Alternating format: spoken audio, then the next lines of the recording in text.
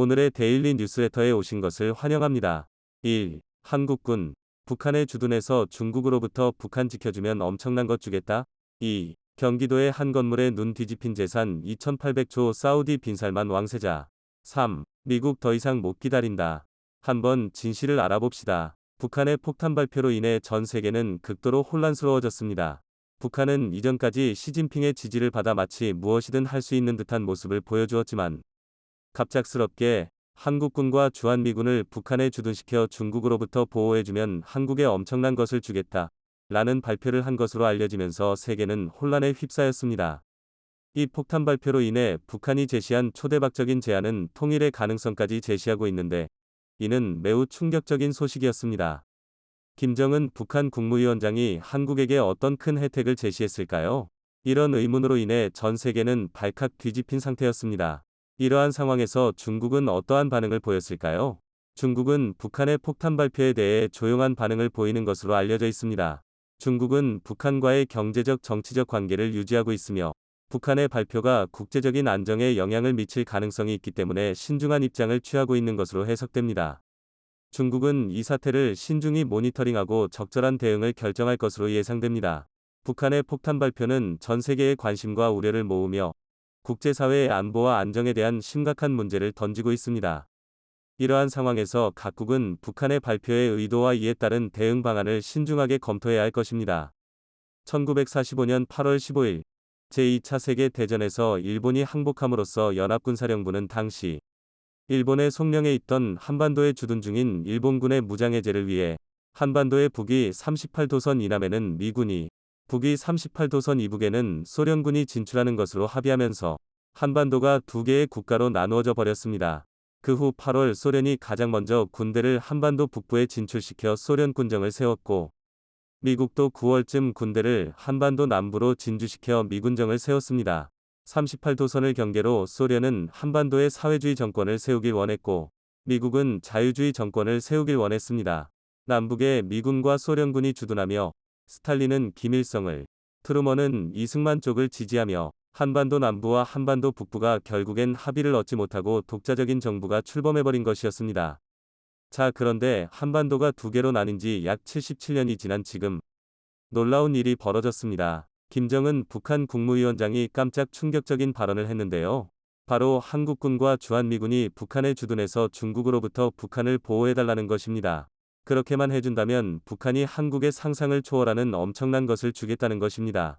갑자기 김정은이 한국에 왜 그랬을까요? 김정은은 1984년 조선민주주의인민공화국이 국방위원장 겸 수반 김정일과 무용수 출신 넷째 부인인 고용희 사이에서 차남으로 태어났습니다.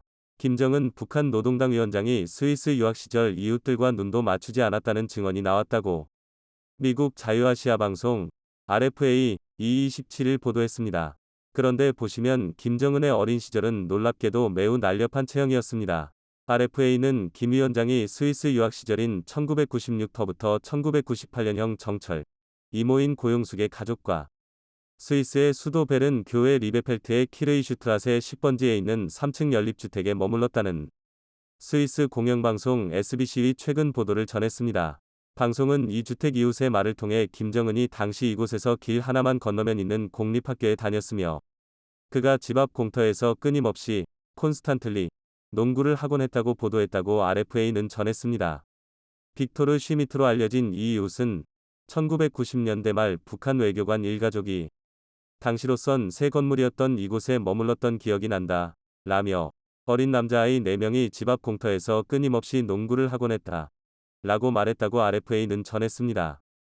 하지만 이렇게 오랜 유학 생활을 통해 김정은의 시야는 넓어졌고 북한에 돌아와서는 이렇게 상상도 하기 어려웠던 미국의 프로농구 전설 데니스 로드먼을 북한에 초청하기도 했습니다.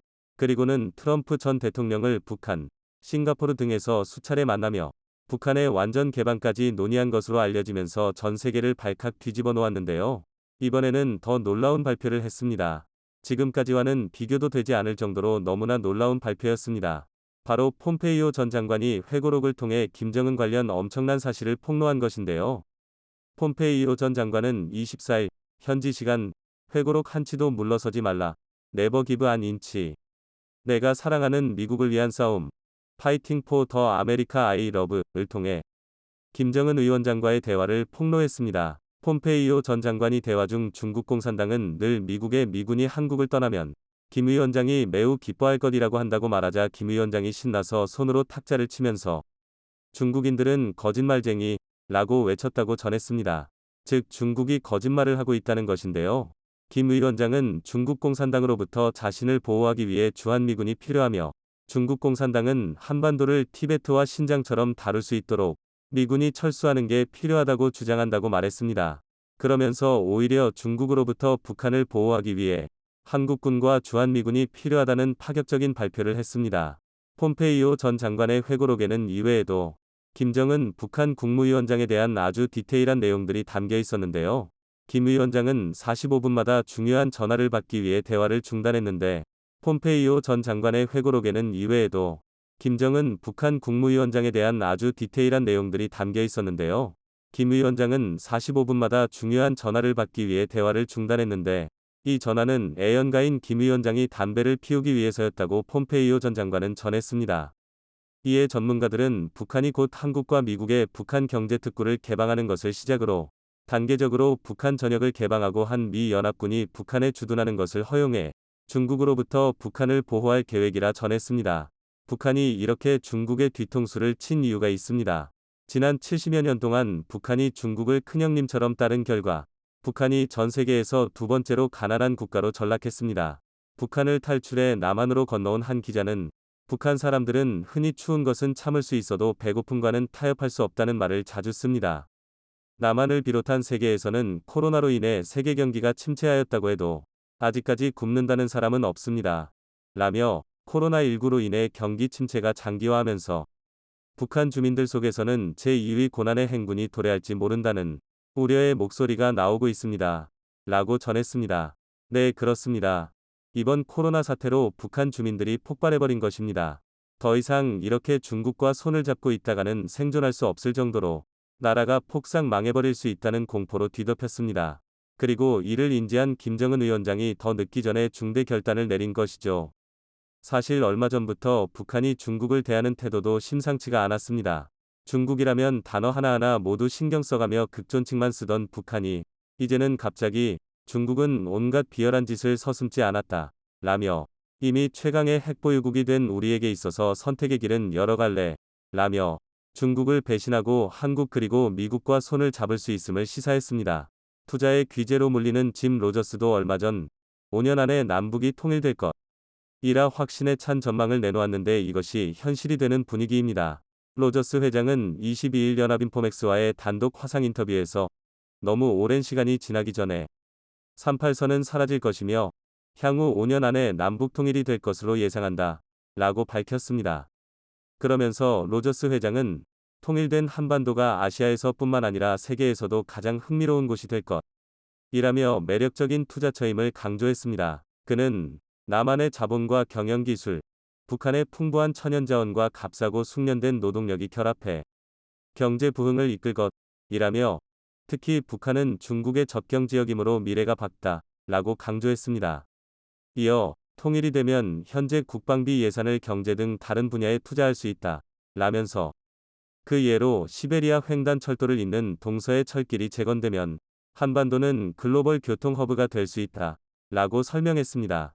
그는 통일만 된다면 이러한 자원을 바탕으로 무엇이든 만들어내 전 세계 시장으로 판매할 수 있다 라면서 어떤 사업을 해도 다 잘 될 것이라고 강조했습니다.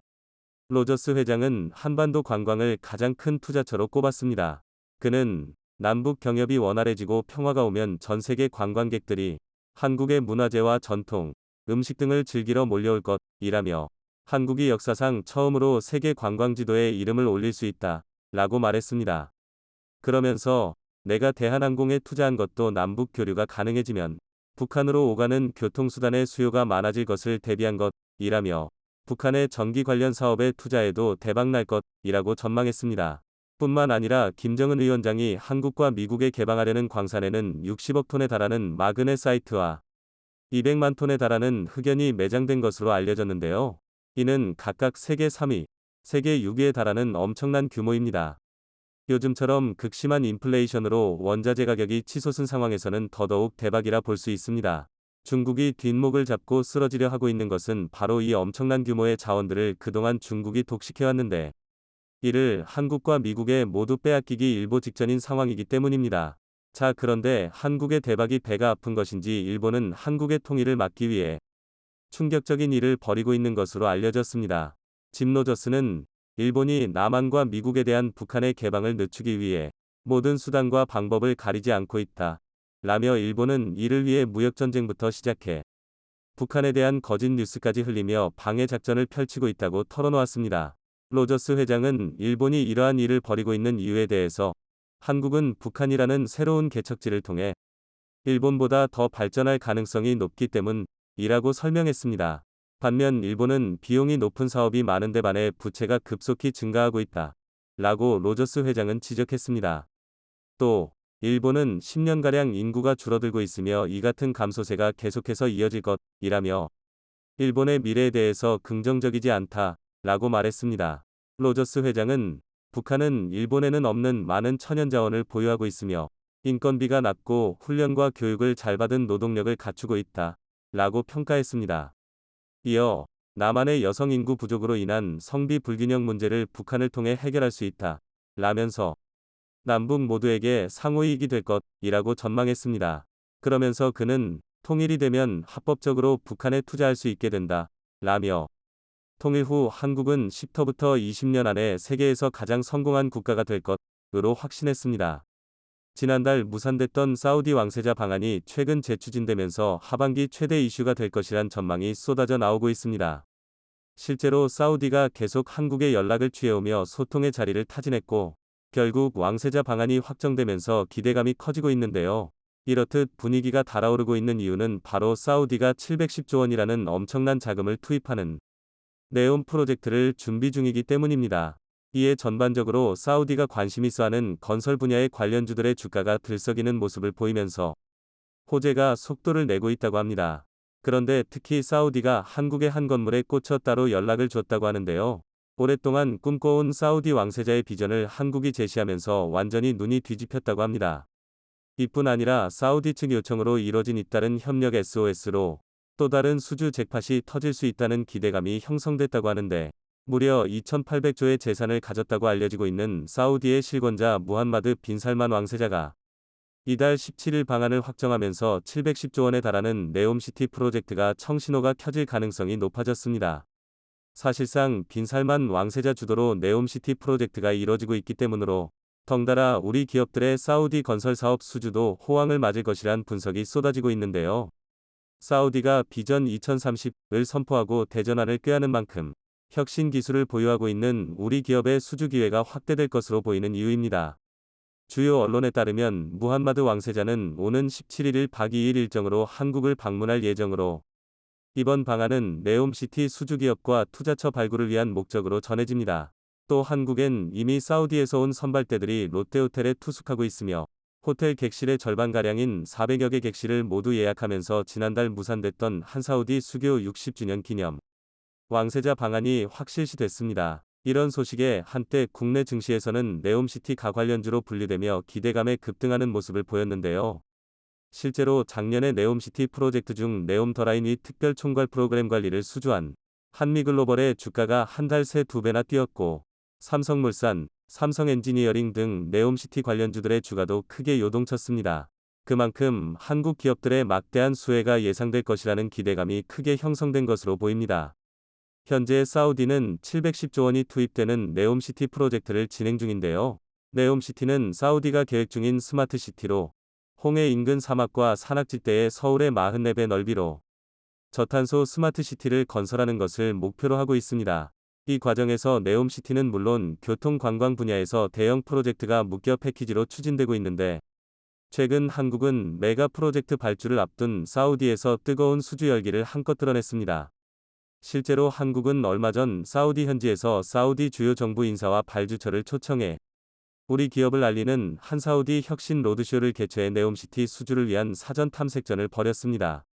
정부와 민간기업 22개 사로 구성된 원팀 코리아 수주 지원단이 제2위 중동붐을 목표로 출사표를 던진 겁니다.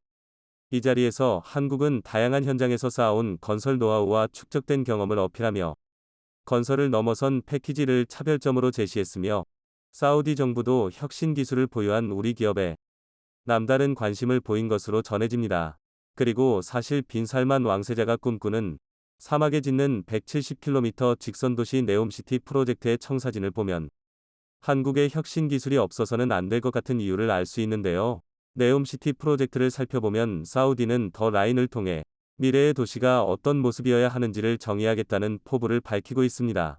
더 라인은 인구 900만 명을 수용하는 도시로 건설될 예정으로 지름 7km 규모의 팔각형 최첨단 산업단지 옥사군, 60제곱킬로미터 규모 관광단지 트로제나가 핵심이 될 전망입니다. 이곳에는 도시를 관통하는 고속철도 외에는 도로도 자동차가 필요 없으며 모든 생활시설에 걸어서 5분 안에 갈 수 있고 도시의 끝에서 끝까지 20분이면 종단이 가능합니다. 이 모든 것이 가능한 것은 더 라인이 도보 3분 거리인 200m 너비에 양옆으로 롯데타워 높이의 초고층 건물들을 일렬로 세워 조성하기 때문입니다. 결국 더 라인은 옆으로는 걸어서 3분이면 왔다 갔다 할 수 있는 좁은 쪽에 위로 하늘 높이 솟은 도시인 셈입니다. 여기에 도시의 길이는 170km로 그야말로 사막 위에 좁고 길게 그어진 한 줄기 직선 같은 모습을 띌 것으로 보입니다. 그런데 한국은 여기서 더 나아가 네옴 프로젝트 관련 수주를 앞으로도 싹쓸이할 수 있을 것으로 기대되고 있는데요. 그것도 그럴 것이 사우디 교통 물류를 이끄는 수장이 우리 스마트 건설 기술과 블록체인에 엄청난 관심을 표하며 관련 기업과의 협력 의향을 보였기 때문입니다. 실제로 한 사우디 혁신 로드쇼를 마친 뒤 살레 알 자세르 장관은 한국 기업들이 사우디 사업에 많이 참여하고 있다면서도 앞으로는 혁신 기술을 보유한 한국 기업이 사우디의 기술을 적용할 기회를 더 많이 포착할 수 있을 것이라고 말했습니다. 당초 살레 알 자세르 장관은 우리 기업 6곳의 기술 발표 중 2곳만 듣고 자리를 옮겨 우리 국토부와 면담할 예정이었지만 6개 기업 발표를 모두 들을 정도로 남다른 집중력과 관심을 보였다고 합니다. 그런데 특히나 더 사우디가 한국에 꽂힌 건 남다른 무엇이 있기 때문이라고 하는데요. 네옴시티를 알 과학기술로 가득 찬 도시로 만들어 세계의 롤모델이 되겠다는 포부를 가진 빈살만 왕세자가 특히 네이버의 신사옥인 1784에 꽂혀 놀라움과 감탄을 멈추지 못하고 있다고 합니다. 세계 최초의 로봇 친화형 빌딩으로 건립된 1784는 로봇을 비롯해 알 클라우드 디지털 트윈 등 다양한 미래 기술이 접목된 것으로 유명합니다. 실제로 전 세계로부터 미래형 공간을 만드는 데 성공했다는 평가를 받았으며 현재 1784 내에는 로봇 80여 대가 자유자재로 운행 중입니다. 특히 이들 기술이 한데 담긴 아크는 네이버가 내년에 상용화를 시도하는 솔루션으로 아크는 AI, 로봇, 클라우드의 줄임말로 네이버의 로봇 제어 시스템을 통칭합니다. 이처럼 로봇 친화형 빌딩 위 핵심 솔루션인 아크를 토대로 네이버는 1784 이외에도 다양한 공간의 미래형 공간을 구축할 수 있다고 보고 있는데요. 그런데 바로 이런 소식을 들은 빈살만 왕세자는 눈이 뒤집혀 네이버를 긴급히 찾았다고 합니다. 다름 아닌 그 이유는 네옴 프로젝트를 통해 빈살만 왕세자가 꿈꾸는 미래형 공간을 네이버가 완벽히 구현해냈기 때문입니다. 이러한 계획에 네이버가 보유한 첨단 ICT 기술이 제격이라는 판단에서 네이버를 초청했고 이달 초 네이버 실무진은 사우디 현지에서 직접 자사의 앞선 기술을 사우디 정부에 브리핑했습니다. 네이버가 스마트 빌딩 구현을 위한 넘사벽 수준의 핵심 기술을 보유한 만큼 빈살만 왕세자도 구미가 당길 수밖에 없을 것 같은데요. 게다가 사우디와는 수소, 원전 등 에너지 분야에서 협력 강화 사례가 잇따라 나오면서 좋은 분위기가 형성되고 있습니다. 특히나 사우디가 한국의 수소 기술에 매우 관심을 보이면서 사우디 요청으로 면담이 잡힐 정도로 러브콜이 이어졌습니다. 실제로 사우디 측 요청으로 성사된 회담에서는 수소 정책과 모빌리티, 암모니아 발전 등 협력을 통해 수소 생태계 구축에 도움을 달라는 이야기가 오고 갔는데요. 게다가 원전 분야에서는 빈살만 사우디 에너지 장관과 우리 정부의 화상 면담에서 우리나라의 원전 기술력을 높이 평가하는 노골적인 호평이 이어졌습니다. 때문에 현재 정부 안팎에서는 한국이 사우디의 신규 원전 2기 건설 사업을 수주할 수 있다는 기대감이 커지고 있는 중입니다. 여러모로 이번 빈살만 왕세자의 방안이 기대되고 있는 이유인데요. 사우디가 직접적으로 여러 차례 한국의 기술력을 높이 평가한 만큼 조만간 다양한 분야에서의 수주 소식이 물밀듯이 쏟아질 것으로 보입니다. 최근 들어 국산 경공격기 FA50에 대한 소식이 연이어 들려오고 있습니다. 얼마 전엔 폴란드가 1조가 넘는 금액을 선수금으로 덜컥 내어줬더니 이번에는 이집트가 중동과 아프리카 방면 수출 전초기지를 자처하고 나섰습니다. 이집트는 최근 미국과 트러블로 인해 주력 전투기인 F-16을 들여오는 데에 문제를 겪고 있었죠. 지난 8월에는 한국의 블랙이글스 팀이 피라미드 상공에서 사상 최초로 공연을 펼치며 이집트 측에서 한국의 군용기에 먼저 관심을 보였었는데요. 그로부터 불과 4개월 만에 지갑을 연 것입니다. 이집트가 이렇게 이례적으로 빠른 결정을 내린 이유를 함께 알아보겠습니다. 지난 8월, 이집트의 카이로에서 피라미드 에어쇼 2022가 펼쳐졌습니다. 피라미드 에어쇼는 전통적으로 이집트 자국의 전투기만 참여하는 것으로 유명합니다. 하지만 이번 에어쇼에는 사상 최초로 한국의 공군 특수비행팀 블랙이글스가 참여했습니다. 블랙이글스는 한국에서 출발해 영국, 폴란드를 거쳐 이집트와 필리핀까지 거쳐가는 월드 투어를 진행하면서 세계인들의 눈을 즐겁게 했었죠. 하지만 이번 에어쇼의 의미는 단순히 한국의 팀이 환상적인 비행을 선보였다는 것이 전부가 아니죠. 홍진욱 주 이집트 대사는 세계 최대의 문화유산이기어 관리가 까다로운 피라미드 위에서 한국의 비행팀이 비행했다는 것은 양국의 신뢰관계가 정점에 이르렀음을 입증하는 것이라며 기쁨을 감추지 못했습니다. 홍진욱 대사의 말대로 한국과 이집트는 그간 상당한 신뢰를 쌓아왔는데요. 이집트는 2017년부터의 교섭을 통해 올해 2월 K9 자주포 200문을 구매하고 수십 대의 K10 탄약 운반 차량도 덤으로 사갔습니다. 이 중 초도 분량만을 한국이 직접 인도하고 나머지 전부를 현지에 구축한 생산시설에서 라이센스 생산하게 될 예정이라고 하죠. 그런데 이때 나왔던 루머로 K9이 거래 과정에서 FA50 도입의 물밑 교섭도 같이 진행됐다는 것이 있었는데요. 이것이 사실이었던 모양입니다. 30일, 이집트 국영 아랍산업화기구 AEOI는 KAI와 이집트에서 FA50 훈련기 제작을 위한 협약을 체결했습니다. 이날 협약식에는 강웅식 KAI 이사회 의장과 목타르 압델 라티프 AEOI 회장에 압델 파타 LCC 이집트 대통령까지 참석해 서명을 했는데요. 이번 협력에는 최신 기술 이전과 훈련 지원 등이 포함됐으며 양국 간 조정위원회를 통해 공동사업 이행을 추적한다는 내용도 담겼습니다. 이에 따라 KAI와 이집트는 손을 잡고 인접한 아프리카와 아랍 국가들을 대상으로 전투기 수출에 나설 방침입니다. KAI가 이집트와 공동 전선을 구축한 것은 성장 잠재력 때문입니다. 아프리카 대륙과 중동을 통틀어 최대 군사강국으로 손꼽히는 이집트는 내년 기종 선정을 목표로 공군 고등훈련기 사업을 추진 중입니다. 이 사업의 잠재적인 소요는 최소 70대, 최대 100여 대에 달해 미국 다음으로 큰 시장으로 꼽히고 있었죠. 그리고 실제 공개된 계약 내용은 T-50 훈련기와 FA-50 경전투기를 합쳐 총 100대로 그야말로 잭팟이 터진 상황입니다. 수량이 많은 만큼 단가가 어느 정도는 떨어지게 되겠지만 폴란드가 48대의 FA-50을 구매하는데 4조 원가량을 썼으니 이집트에 100대를 판매하는 규모는 거의 8조에 가까울 것으로 보입니다. 이번에 이집트가 한국과 체결한 계약은 과거 K9 도입 방식과 매우 유사합니다. 단순히 구매 후 인도받는 방식이 아니라 현지에 생산기지를 구축해 직접 라이센스 생산을 하겠다는 것인데요. 이집트가 이러한 선택을 한 데에는 폴란드가 끼친 영향이 매우 큽니다. 무기 확보에 국가의 명운이 달린 폴란드가 한국의 FA-50을 선택한 것으로 FA-50의 효용성은 입증된 것이나 마찬가지였습니다. 게다가 폴란드와 이집트는 FA-50을 노리는 이유도 똑같습니다. 바로 FA-50 최대의 강점인 F-16과의 호환성이죠. 이집트는 무려 208기의 F-16을 운용하고 있어 세계에서 네 번째로 많은 수의 F-16을 운용하는 국가입니다. 그런데도 훈련기는 중국, 유럽, 브라질 등 호환이 전혀 되지 않는 기종으로만 채워져 있었죠. 이집트군의 고질적인 약점으로 꼽히던 게 바로 이것인데요. 무기체계가 파편화되어 있어 보급과 훈련 과정이 복잡하다는 것이었죠. 이집트의 고등훈련기 사업에 뛰어든 기종은 FA-50 외에도 중국의 L-15와 이탈리아의 M346이 있었고 이 둘 모두 FA-50보다 가격 자체는 저렴합니다.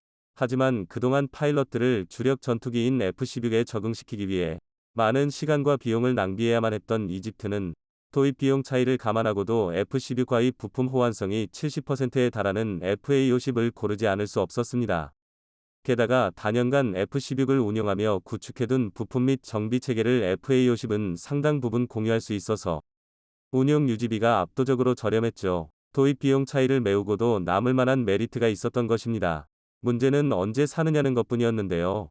그런데 이 상황에서 폴란드가 4조의 구매 대금 중 3할에 해당하는 1조 2천억을 한국에 덜컥 일시불로 내버린 것입니다.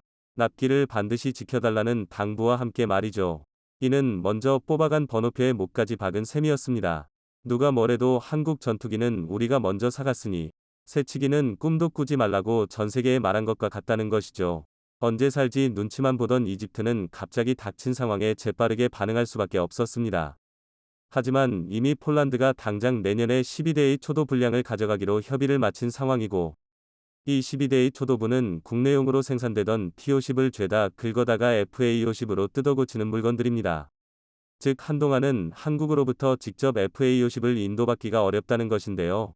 그래서 K9 도입 당시와 비슷하게 라이센스를 주면 현지의 생산기지를 구축해서 필요한 분량만큼 직접 만들어 쓰겠다고 제안한 것입니다. 이는 한국 입장에서도 거절할 이유가 없는 좋은 조건입니다.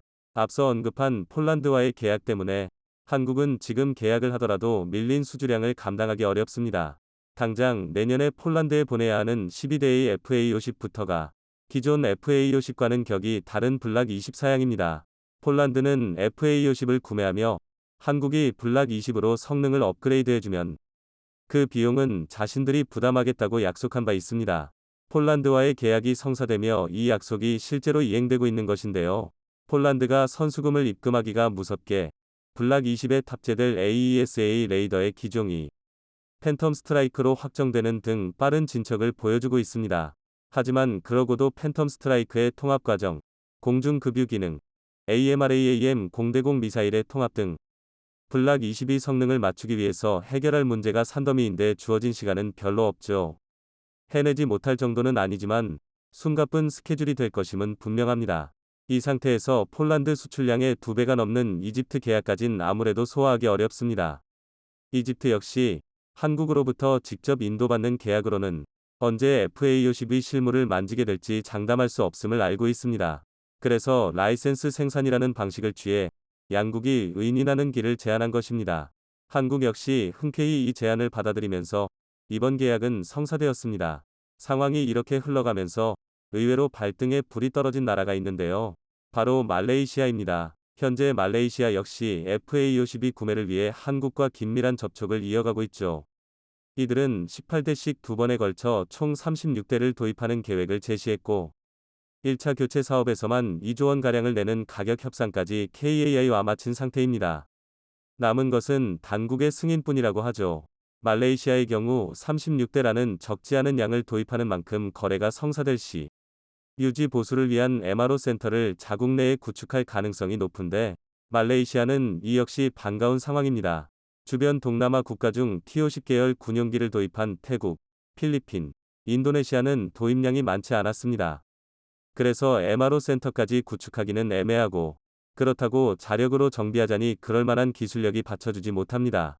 그래서 이틀은 비단 FA-50이 아니라도 소량 도입한 무기들을 모두 부품 돌려막기로 혹사시키다가 사고를 내는 일이 비일비재하죠. 그런데 근방에 있는 말레이시아에 MRO 센터가 생기면 이들 국가들이 말레이시아에 굽히고 들어와서 T-50 계열기들의 정비를 받아가야 합니다. 동남아 국가들이 대부분 서로서로를 못 잡아먹어 안달이라는 것을 생각해보면 말레이시아에서 FA-50 도입을 얼마나 통쾌한 일로 생각하는지 짐작해볼 수 있습니다. 이들의 계약 상황 역시 폴란드와의 계약에 큰 영향을 받았는데요. 폴란드와의 약속이 이행되며 블락 20 업그레이드가 확정되고 AESA 레이더가 탑재되게 되자 그 자리에 있던 이스라엘 제2엘 M203이 기계식 레이더가 빠진 것이 결정적인 계기였습니다. 말레이시아와 이스라엘의 관계가 껄끄럽기 때문이죠. FA-50 도입을 위한 마지막 장애물도 사라졌겠다. 말레이시아도 이집트와 마찬가지로 도장을 만지작거리며 언제 계약을 확정할지 눈치만 보고 있었습니다. 그런데 여기서 폴란드가 번호표에 못을 받고 이집트가 라이센스 생산 계약이라고는 하나 한국과 먼저 접촉해버려서 졸지에 148대의 선주문 분량이 생겨버렸습니다. 간을 보다가 타이밍 잡는데 실패해버린 것이죠. 결국 말레이시아는 FA-50을 어떻게 하면 빨리 손에 넣을 수 있을지 골머리를 앓는 상황이 되었습니다. 과거 KAI가 FA-50을 전 세계에 1000대 팔겠다고 말했을 때는 아무리 포부라고 하지만 과장이 심하다며 모두가 비웃었습니다. 하지만 보십시오. 지금의 기세라면 한국이 서방 세계의 경전 투기 시장을 다 쓸어담는 것도 꿈이 아닙니다.